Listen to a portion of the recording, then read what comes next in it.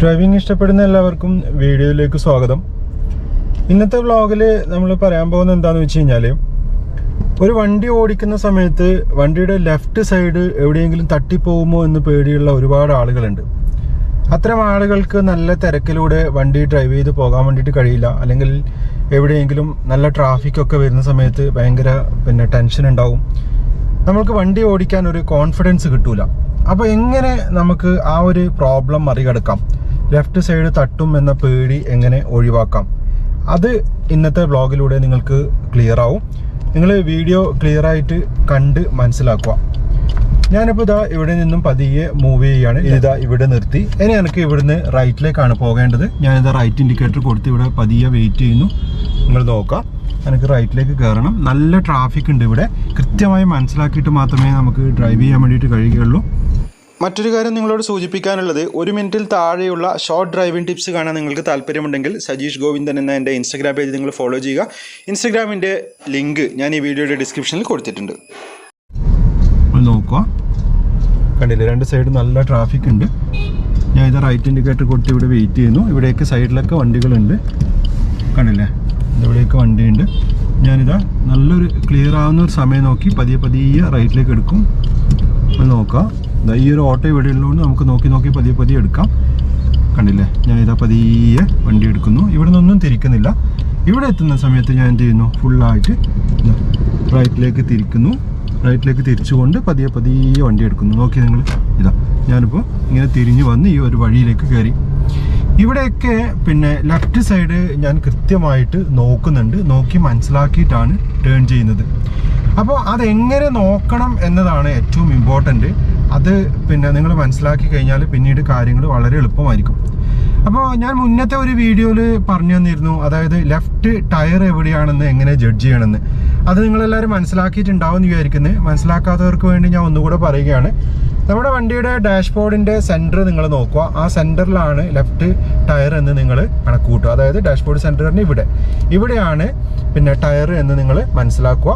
അങ്ങനെ മനസ്സിലാക്കിക്കൊണ്ട് നിങ്ങൾ ഡ്രൈവ് ചെയ്യുക. അങ്ങനെ ഡ്രൈവ് ചെയ്ത് കഴിഞ്ഞാൽ ആ ടയർ എവിടെയാണെന്നുള്ള ഒരു കൺഫ്യൂഷൻ നിങ്ങൾക്ക് മാറിക്കിട്ടും.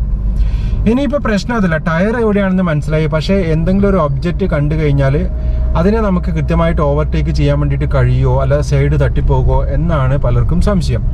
അതിനായിട്ട് നിങ്ങൾ ചെയ്യേണ്ടത് എന്താണെന്ന് വെച്ച് കഴിഞ്ഞാൽ, കൃത്യമായിട്ട് ഈ ഒരു സെൻറ്ററിലൂടെ, അതായത് ഡാഷ്ബോർഡിൻ്റെ ഈ ഒരു സെൻറ്ററിലൂടെ നിങ്ങൾ നോക്കുക.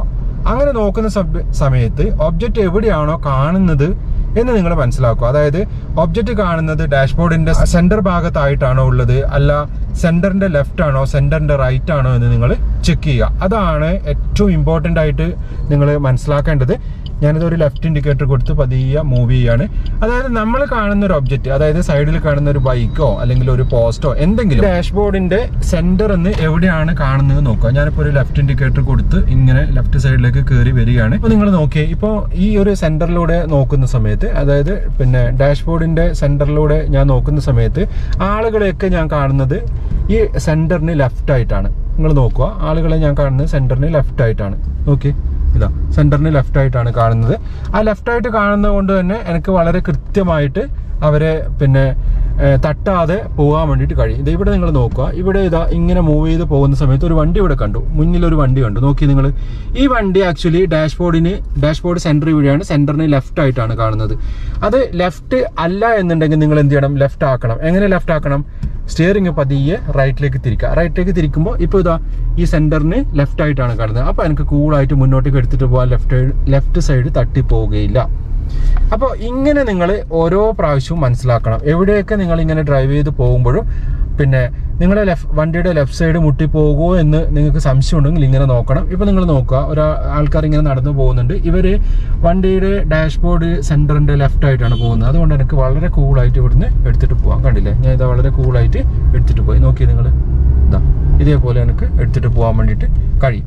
ഇനിയിപ്പോൾ ഞാൻ കുറച്ചും കൂടെ മുന്നോട്ടേക്ക് പോവുകയാണ്. ഇവിടെയൊക്കെ ഞാനത് ശ്രദ്ധിച്ചുകൊണ്ട് മാത്രമാണ് പോകുന്നത്. എവിടെയെങ്കിലും എന്തെങ്കിലും ഒബ്ജക്റ്റ് കണ്ടു കഴിഞ്ഞാൽ അത് കറക്റ്റായിട്ട് തട്ടുമോ ഇല്ലേന്ന് നമുക്ക് ഇങ്ങനെ മനസ്സിലാക്കാൻ വേണ്ടിയിട്ട് കഴിയും. അപ്പോൾ സെൻറ്റർ ഭാഗത്തായിട്ട് തന്നെയാണ് കാണുന്നതെങ്കിൽ കുറച്ച് റിസ്ക് ആയിരിക്കും നമുക്ക് പോകാൻ വേണ്ടിയിട്ട്, എടുത്തു പോകാൻ വേണ്ടിയിട്ട് ബുദ്ധിമുട്ടായിരിക്കും.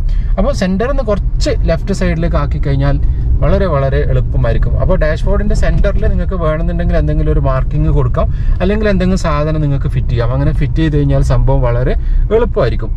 അത് മനസ്സിലായിട്ടുണ്ടാവുമെന്ന് വിചാരിക്കുന്നു. ഇതൊന്നും നിങ്ങൾ പ്രാക്ടീസ് ചെയ്ത് നോക്കൂ, എന്നിട്ട് നിങ്ങളുടെ അഭിപ്രായം എന്നെ തീർച്ചയായിട്ടും അറിയിക്കണം. ഡാഷ്ബോർഡ് സെൻറ്റർ മാർക്ക് ചെയ്യാത്തവർ സെൻറ്റർ മാർക്ക് ചെയ്യുക, എന്നിട്ട് സെൻറ്ററിൻ്റെ ലെഫ്റ്റ് കാണുന്നുണ്ടോ എന്ന് നോക്കുക. ലെഫ്റ്റ് ആക്കിയിട്ട് മാത്രം പോവുക. അപ്പോൾ എന്തായാലും നിങ്ങൾ പരീക്ഷയിൽ നിങ്ങളുടെ അഭിപ്രായം അറിയിക്കൂ. വീണ്ടും മറ്റൊരു വ്ലോഗിൽ കണ്ടുമുട്ടാമെന്ന ശുഭ പ്രതീക്ഷയോടെ ഞാൻ സജീഷ് ഗോവിന്ദൻ. താങ്ക്